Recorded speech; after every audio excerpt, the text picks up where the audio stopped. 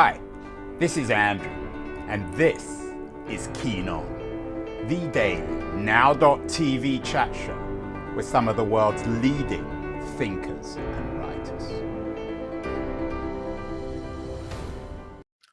Hello, everybody. It is Sunday, February the 11th, 2024. It's Super Bowl day in the United States, California and San Francisco. That's all anyone's thinking about. But the headlines today are unsurprisingly depressing, or depressing in the way they've been for the last few months, dominated again by one kind of war or another, particularly in the Middle East. Benjamin Netanyahu has pledged safe passage from a place called Rafah in the Gaza Strip for civilians. It's hard to know whether to believe him or not. The New York Times writes about the recurring nightmare of displacement for Palestinians in places like Rafah.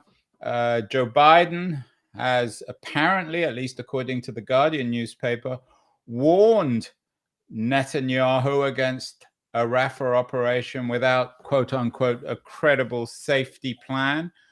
One wonders whether or not Netanyahu listens to Biden. One man who has been following this crisis since the beginning is my old friend Jason Pack. He's the Anglo-American co-host of Disorder, the podcast that orders the disorder of our 21st century world. He has a particular interest and expertise on the Middle East. He's been on the show a couple of times before, early in October, in which he was perhaps a little less pessimistic and apocalyptic than everyone else. So I thought we would get Jason back on the show to make sense of the situation, Jason, on February the 11th, 2024. Is history simply repeating itself with these various human tragedies in towns like Rafah? Yes, the question of Palestinians being displaced has an eerie deja vu aspect about it, but there's something sui generis about the tragedy of October 7th and the atrocities committed then, and the predictable inevitability of the human crisis we're seeing now. I was more optimistic in the beginning, thinking that Netanyahu could be seen to make strategic actions and the Americans would work with our Gulf allies to present solutions. That has not really come to play because, as a neo-populist, Netanyahu is so interested merely in staying in power and appeasing the settler allies that keep him in power, that he has rejected all the overtures to even get the hostages back in full, but certainly to conclude the conflict. It's interesting, Jason, that you connect being a populist with wanting to stay in power. Was that a slip, or do you mean it? Is a populist defined by their obsession with maintaining power, and how they do it is neither here nor there in moral or practical terms? It was not a slip. I think that neo-populists, and that's a term that I've created to understand this disordered world that we live in that I examine on my podcast, neo-populists are defined by the fact that they do not propose real solutions. Trump doesn't want to build a wall at the border. He never has. And we've, of course, seen in the last couple of weeks that he instructed Republicans to block a comprehensive border package because he wants a crisis that he can run on. And then when he's in office, he still won't fix the crisis. I understood that Netanyahu was a neo-populist in some ways, but I thought maybe, given the nature of this existential crisis, he would have to make decisions that were in Israel's best interest, not, concerned only with appeasing his settler allies and trying to get his constitutional reform going. But yes, the very neo-populism, or by its very nature, neo-populism means that the practitioner isn't interested in solving problems, but in pandering to the populace so as to stay in power. So that's part of the same thing. It's interesting you choose the phrase, or you coin the phrase neo-populist, and the way you define it, it actually suggests fake populism. Correct. And I can go back to a mentor of mine, Sean Willents of Princeton, who I have also had on my podcast. He says there are 3 or 4 different kinds of populism. the kind of real agrarian populism, Williams Jennings Bryan kind of populism. And Sanders today might be an example of that. Then there's like elite faux populism. And these are like the Southern planter aristocracy saying that they're going to do things for the people, but the system just favors the wealthy elites. And then there's neo-populism like Trump and Brexit, and to a greater extent than I thought possible, even Netanyahu, which is about these fake solutions and grifting and, playing to the culture wars and divide and all of that. So let's go back to Biden and Sure. Netanyahu, two very different kinds of men. Biden, as I said today, apparently warned Netanyahu against this particular operation without a credible safety plan. Do you think when Netanyahu hears that Biden's on the phone, he laughs? Is there anything that Biden can do to encourage or force Netanyahu to even listen to him, let alone do what he says? I completely see it the way you do. I am astounded when you run into these anti-Americans who say Biden is responsible for the deaths of all these Palestinians. And I say, no, Biden has been telling Netanyahu, please don't randomly bomb civilian installations since the beginning of the war, and Netanyahu has just ignored him. Unfortunately, when it comes to dealing with a nuclear-armed democracy that's your ally, there's very little that you can do. I mean, the example I give for Brits is Obama told Cameron that having the referendum would be a bad idea. Then, once the Leave vote already happened, Obama said, hey, we're not going to back you up over this Northern Ireland stuff if you make a mess of it. What could they do? Britain is a nuclear-armed democracy. I mean, America just has so little leverage in this instance. And in the case with Israel, it's probably worse because the Israelis are always going to have, 10% of the American Jewish community who's in the hard Likud camp, and therefore undermines the American position. They're willing to side with Netanyahu against the American position. And it's really difficult to have any leverage there. I'm not sure I'm not sure it's for me to say I disagree with you. I'm not sure I understand, because Israel is a client state of the United States. Israel is entirely dependent on US arms for its survival. So why can't Biden be tougher? No, so the can't last he part is not threaten them with saying, well, unless you do what we say, which is the traditional way of powers managing their clients, we're not going to supply you with weapons. Israel is not entirely dependent on the United States for its survival, and certainly not for its weapons. Yes, they like having extra artillery shells, and they have adopted a very materiel intensive approach with things that are akin to carpet bombing and AR targeting in Gaza. They didn't need to do it that way. They could have done the Gaza campaign using far less artillery shells and many less tonnage of bombs, and they do not need American bombs. They're quite different than Ukraine. They can pursue the war indefinitely if we would never give them another shell. They not only have some of the best arms industries in the world, but they have others that they could purchase arms from. So it's a very, very different relationship than with Ukraine, which is entirely the client of the West. They don't have a domestic arms industry, and they're not a nuclear armed state. So I think that the Israelis have lots of levers. The problem when it comes to Netanyahu, I mean, there are many of them, in addition to his morality, but the real problem when it comes to us pushing him around is he doesn't care about international opprobrium. Whatever you had to say about Begin or Shamir or Sharon, and I don't think these are warm and cuddly characters, and they made a lot of mistakes and did a lot of humanitarian damage, but they cared if the leader of the free world said, what you've done is not right, and they got bad New York Times headlines. Netanyahu, and it's a different world now, simply does not care if Biden is chastising him, and he doesn't care about getting bad New York Times headlines.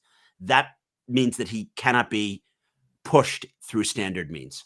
What about, Jason, you're an expert here, and I'm certainly not. What about the missile defense systems? How dependent is Israel on the US for those? It's funny that you ask that. Obviously, they do use our Patriot missile defense systems, which But are we essential. If they didn't have those, then no, you didn't let me finish. We mostly use their Iron Dome systems. The Israeli missile defense systems are superior to American defense systems. When the Ukraine war started, we tried to leverage Israel to give Zelensky Iron Dome systems, and the Israelis didn't do it because they still maintain their relationship with Russia, given the million Israelis and many Russian oligarchs who have Israeli citizenship. So missile defense is exactly the proof of my argument, which is that it's a domain where Israel is more advanced than America. Joe Biden has had, put it politely, mildly a bad week on lots of fronts. Has he had a bad 6 months on this current crisis in the Middle East? How has Biden performed, Jason? You're suggesting that there's not much he can do. Yes. I believe he has done extremely poorly in the media dimension, but in the reality dimension of what policies he's chosen, he's done well. And it's the same as with Ukraine. It's the same with inflation and the economy. If the Biden presidency, in terms of its actual decisions, was to be ranked, it should get an A- to an A. And on communications, somewhere between an F and a C-. The fact is that people believe that Biden could have, stopped Netanyahu from doing X and Y and Z in Gaza, and that somehow America could have gotten, our Sunni Gulf allies to do differently than they've done. I do think that he and Blinken should have pushed for a Qatari-led solution in post-war Gaza and not focused exclusively on the short-term hostage deals. But it didn't really matter because Netanyahu wasn't even going to accept some of the wins that they achieved unless they could play into his narrative. So Biden has been essentially coincé, because if your allies won't march in step with you and then your enemies are opposing you, there's very, very little that you could do. He could have named and shamed not only Netanyahu, but Hamas and those, protesters and others who essentially give them cover in the international media. But he lacks the ability to do that kind of sophisticated narrative battle. Oh, and I want to point out also, we've done a really good job with the Houthis. Yes, of course, you can't protect Red Sea shipping merely by bombing a few installations in Yemen. Yemen has been bombed since 2014 by the Saudis and the Emiratis. There are barely any soft targets to hit. But we have done a good job showing American resolve that America, as the global hegemon, needs to protect shipping. And hence that we did something, and we got a coalition. We've worked not only with the Brits, but keep in mind, even the Bahrainis, who are a Sunni Arab ally of ours, have launched sorties in defense of Red Sea shipping. So again, he's done exactly everything that he needs to do. He just has communicated it really, really poorly. And what about Blinken? In the old days, there were superstar secretaries of state. And of course, Henry Kissinger comes to mind. What is the grade on Blinken, or does he even get graded? He seems such an anonymous fella. Yeah, he's a bit of an automaton. I mean, I do rate his intellect, and he is in the line of Kissingerian statesmen by training and background. Unfortunately, something about the enduring disorder leads to lack of coordination and the inability to seize the reins of leadership. And he's just fallen into the art of the possible rather than making what seems impossible possible. And that's what a great Secretary of State could and should do. And I think that the man has probably been getting 3 hours of sleep over the last 5 months, and he is doing really what he feels is the best for both sides, but he just is not willing to push out of the box and take risks. It's interesting, at least according to Jason Pack, the co-host of the Disorder podcast, a man who's given a lot of thought to our current international disorder, that it seems to produce men like Joe Biden and Tony Blinken, rather anonymous characters who are very bad at presenting or promoting their message. May I postulate why that is? Well, yeah, before we give the message for our supporter liberties, why is that, Jason? I have a theory that I'm just evolving, and I've never articulated this. Because of the virality algorithm, which pushes social media content to be the maximally extreme to get more eyeballs, and music videos like Gangnam Style to be more ridiculous to get eyeballs. It causes institutionalists to have to be as safe and centrist and the exact opposite.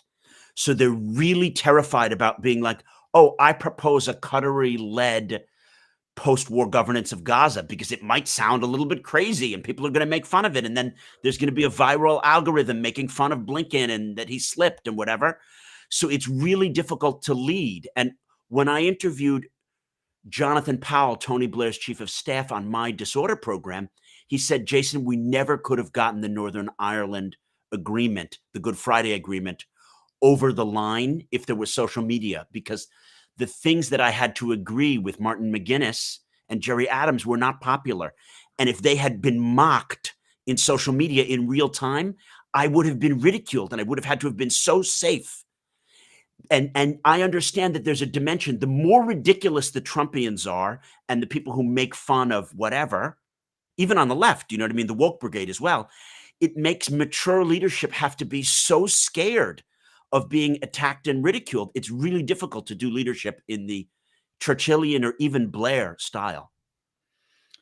Therefore, we talk about Churchillian or Blair. We don't talk about Blinkian unless we're mocking Tony Blinken or Joe Biden. We're speaking with Jason Pack, and I'll remind everyone that such high quality guests as Jason, in talking about important subjects like the current war in the Middle East, is brought to you by Liberties, a quarterly journal of culture and politics. Excellent publication, a must read in my view, especially the latest edition. I'm going to run a short feature on Liberties, and then we'll be back with Jason to talk about the possibilities for peace in the Middle East. So don't go away, anyone. We'll be back in a second. News, the noise, there is nuance, insight. Liberties is not a journal of ideas. It's a meteor of intelligent citizens. Politics, opinion, substance. Liberties is a triumph for freedom of thought. A quarterly of urgency, of cultural exploration, of intellectual delight, of immaculate prose. It's invaluable. Subscribe now or find Liberties at your favorite bookseller. We are speaking with Jason Pack, the co-host of the excellent Disorder podcast, one of my must listens. Jason, we talked in the first half of the show about what might bring Netanyahu to the table. You suggested nothing would. What about the news in the last couple of days that Moody's have downgraded the Israeli economy? Could that sort of thing bring him to the table if the Israeli innovation economy is undermined? No. Netanyahu does deserve credit for curbing previous rounds of inflation in Israel and for promoting the Silicon Wadi and all of that. But now he's an older statesman who just doesn't care about the state of the country or what's good for it in the long term. I wish it was otherwise, but I don't see him as coming to the table. Rather, it's what can we as America and as allies of an Israel at peace with a Palestinian state do to help the Israeli population get rid of Netanyahu. And there are 3 or 4 mechanisms through which that might be achieved. When you were on the show, Jason, back in October, you were bullish about the possibility of a Qatari-led peace deal. The last few days, the Palestinian president, Mahmoud Abbas, has been in Qatar. What is happening in the Arab world, in Qatar, in Saudi, in the Gulf states, obviously Egypt and Jordan, in terms of this current crisis? Well, we've seen a lot more maturity and statesmanship in response to this crisis than we did in response to, say, the 1982 Israeli invasion of Lebanon, or even more proximal issues like the Israeli Hezbollah war in 2006. The Arab middle powers have come into their own as global players and have learned the maturity that's required. So the Qataris, Egyptians, Turks, and Saudis have behaved like genuine, mature middle power statesmen.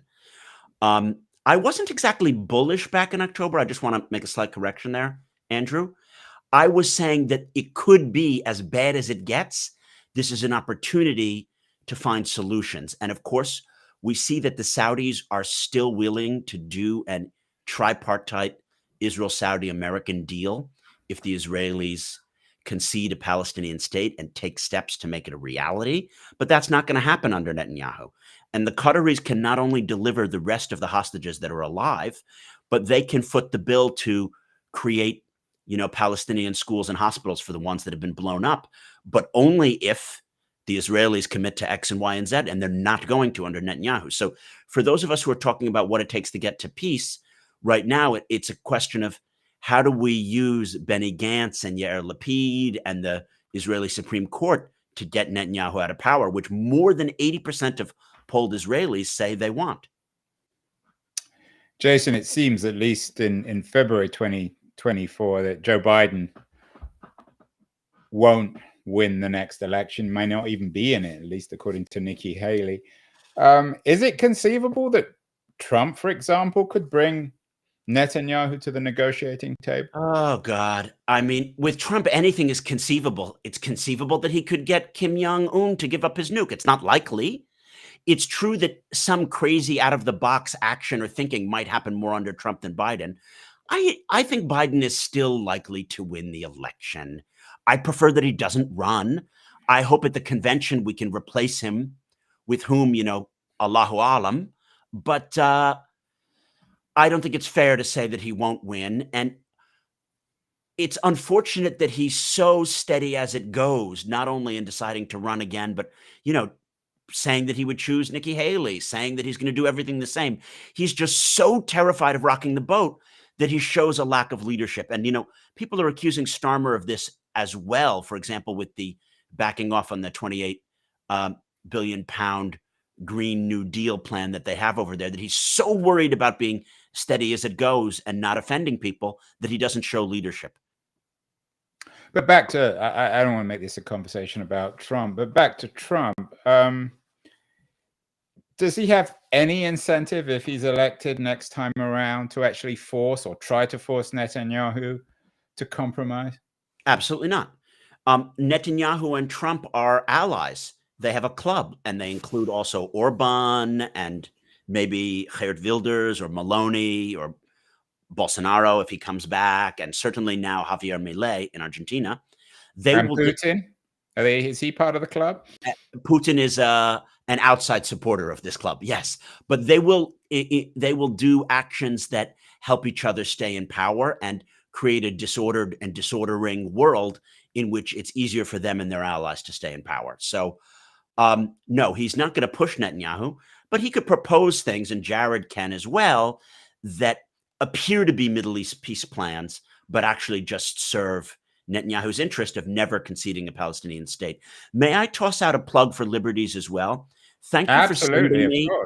Thank you for sending me that fall edition, Andrew. I recently read the Anita Shapira essay, "Statehood and the Jews," and for anyone who doesn't follow the development and growth of the Messianic settler movement from the Gush Emunim in the late 1960s, all the way, with Rav Kook to Meir Kahane, and where we are now with Ben Gvir and other settler nutcases in the cabinet, that might have been the best short essay I've ever read about that phenomenon. And it was written before the October 7th war, but it gives you the context which we need to understand where we're at in terms of why Netanyahu can't do peace. Netanyahu is in bed with a lobby which is essentially a Jewish supremacist messianic cult.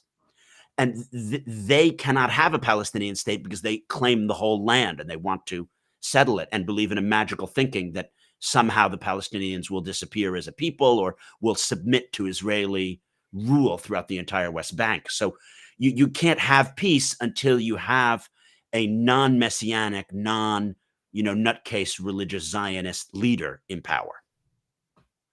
You seem resigned to these nutcases, whether it's Netanyahu, your neo-populist who will do anything to stay in power, or these lunatic settlers. At what point, Jason, can or could this end in catastrophe? Oh, it can end in catastrophe, but I'm not resigned to them. I'm going to say something that may sound naive.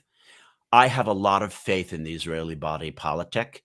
Yes, they support the war, and yes, they don't care tremendously about some of the human rights abuses against Palestinians that are being done now, and that's a shame. But I think that I think it's more than a shame. I think we could use other words, couldn't we? I think the Israeli public, though, will wake up when their trauma is over and realize that they wish they had done it differently. No, I'm making this point clear.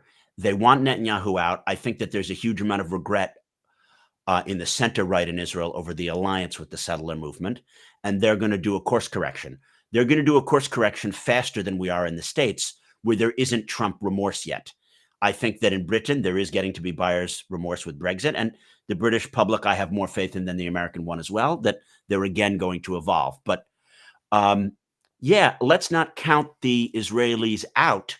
It's just a question of getting the totemic, neo-populist, messianic godhead figures off the stage so that more mature discussions can be had. I hope you're right. And what about on the Palestinian side? I mentioned that Abbas, who's the sort of shall we say, the Joe Biden, I guess, of the Palestinians, is in Qatar for talks. I'm not sure what he has or will ever achieve in his life. Meanwhile, the Wall Street Journal is reporting that a Hamas military compound was found beneath a UN agency. Is this tragedy changed anything on the part of the Palestinian, shall we say, peoples of either the Gaza Strip or of the West Bank? You know, the Palestinian peoples and their narrative and institutions are poorly covered and poorly understood. So although I read Arabic, I cannot profess to say that I understand the internal political dynamics within the West Bank or Gaza because I'm not living there and there's not enough reporting. I do want to say that there's an opportunity potentially with outside Sunni Arab support. I don't want a neo-colonial Western intervention at this point, but with outside Sunni Arab support to transition the Palestinian Authority into a new model. If you remember when Salam Fayyad was prime minister first in 2009, and he was trying to deal with what W. Bush had said the Palestinians needed to get their finances in control. They needed to show that they could do statehood. He was taking some steps in the right direction. And then there was the civil war with Hamas. And I might have gotten the date wrong there. So I apologize. Again, showing how difficult it is to understand internal Palestinian politics. So there is an opportunity for a synthesis between Fatah, which is the PLO, and outside patrons who hold the purse strings to create an institution which is more accountable to the Palestinian people, which disperses the public funds better and all of that. It hasn't happened, but I think it could happen. Yeah, I have to admit I'm not convinced by that. And what about Hamas itself? They seem to be a political organization or a political military organization whose ideology, if that's the right word, is rooted in disorder. Are they your exhibit A when it comes to the disorder of the contemporary world, Jason? I mean, how do they compare with Al-Qaeda or ISIS? Well, they have more institutions because they've been involved in a governance role over a territory since 2006, right? You're right that they are a great exhibit for what I call the disorder, because I assert that disordering actors are happy to work with other disordering actors rather than to have actual policies. And Netanyahu really promoted Hamas, and he gave them extra work visas to come into Israel, and he helped them get, their financial transfers from Qatar as well as the Israeli taxpayer in ways that were helpful to Hamas. And that was a huge mistake that I hope history judges him very, very harshly for. In a disordered world, these sub-state actors don't need to face a threat from an international consensus that they're beyond the pale and can't govern. So they're quite happy for Trump to come into power and the European Union to break apart. That's a good world for Hamas. Is there, or was there, a symbiosis then between Netanyahu and Hamas? Were they 100%? I mean, I'm not an expert on this question, but it's been extensively written about that he was so afraid that if there was a moderate Palestinian leadership, he would have to concede territory and do peace. That's why from Vi River, when he was prime minister the first time in 1997, after the Rabin assassination and his victory over Peres, it was Hamas who put him in power. It was those bus bombings 2 weeks before the election in Haifa that allowed him to win. And then he promoted Hamas over the PLO so that they would say, what they say in Hebrew, we have no partner. Ein mi ledaber, ein al mi ledaber. We have no one to speak to. Ein mishutaf, there's no partner, blah, blah, blah. And he's loved a situation where there's no one to speak to, which creates the fauda, the chaos in which the Israeli security state thrives, because it's never going to create a solution. Finally, Jason, I'm not sure you've cheered me up, our audience, or even yourselves up. What about when it comes to the Palestinian people? You said earlier that you have faith in Israelis to come to terms with their situation and say no eventually to Netanyahu.